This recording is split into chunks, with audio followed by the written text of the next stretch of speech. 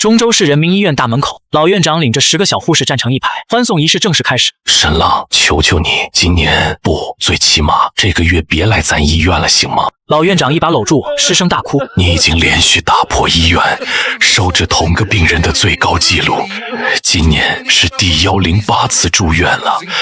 老弟，上级督察部门已经来我院核查就诊记录，怀疑我院就诊记录异常，你就别再来我院就诊了，换别家医院吧。院长，我也不想啊，不过你放心吧，我想今年应该是不会再住院了。为什么？老院长擦掉泪花，十分关心。因为我大概快要死了。说完，我叹了口气，随后转身大步离开。院长，这回沈浪应该不会再回来了吧？不好说。老院长担忧地看着马路，果然，一辆汽车突然冲向正过马路的我。所有人准备抢救！就在这时，我向左侧滑了一步，勉强躲过。紧接着，失控的汽车撞上其他汽车，旁边的路灯也摇摇晃晃倒下来，最终砸向了我。就在所有人都悲伤地捂住眼睛的时候，下一秒，只听砰的一声，路灯重重砸落在地面，我竟然又躲过去了。众人睁开眼睛，再次见到我时，我已跳上公交车，向远方驶去。真是被命运格外眷顾的男人啊！老院长叹了口气，带着护士们赶紧离开。公交车上，我看着窗外，内心毫无波动。这点意外，比起高层坠物、房屋失火、水中漏电，根本不算什么。真正让我担忧的是系统刚刚发布的渡劫提示。丁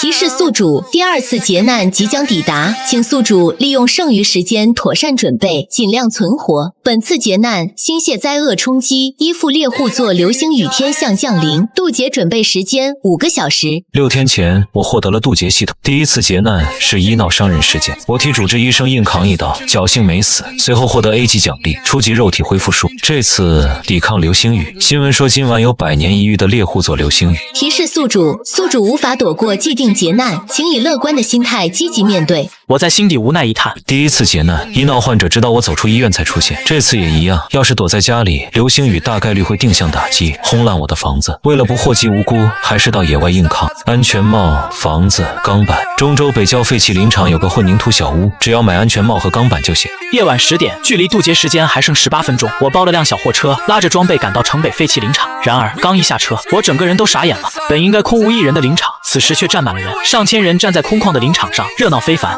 人群最前方，一名漂亮女记者正在笑意盎然地进行着直播。观众朋友们，大家好，我是记者严冰冰。很荣幸，100年一遇的猎户座流星雨直播节目将全程由我主持。本次直播采用电视、互联网双同步的方式全球直播。现在距离星潮出现只剩18分钟，请直播间里的朋友赶快通知您的家人好友，冰冰在这里等着他们哦。严冰冰笑着露出2颗可爱的虎牙，网友们立马造了。果然是冰冰直播，哥们，你到底是来看冰冰还是看星星？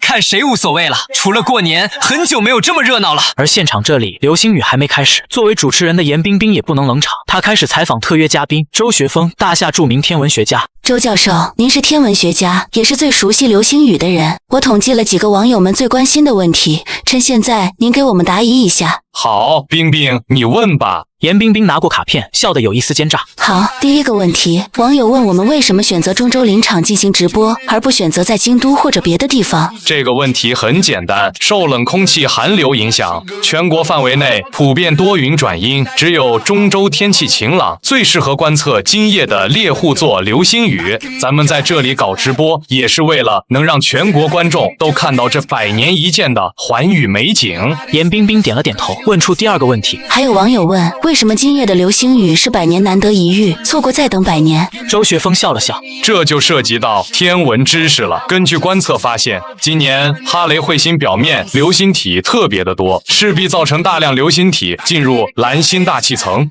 往年的流星雨流速大概为每小时20颗左右，今年预计将会达到惊人的每小时1万颗，到时候将万星齐发，划过天空，所以说是100年一遇。严冰冰闻言吃了一惊，每小时1万颗，那不就成流星暴雨了吗？周学峰无语，逗死我了，我家冰冰还是这么可爱。流星暴雨，也亏他想得出来。导播赶紧拿起对讲机提醒他。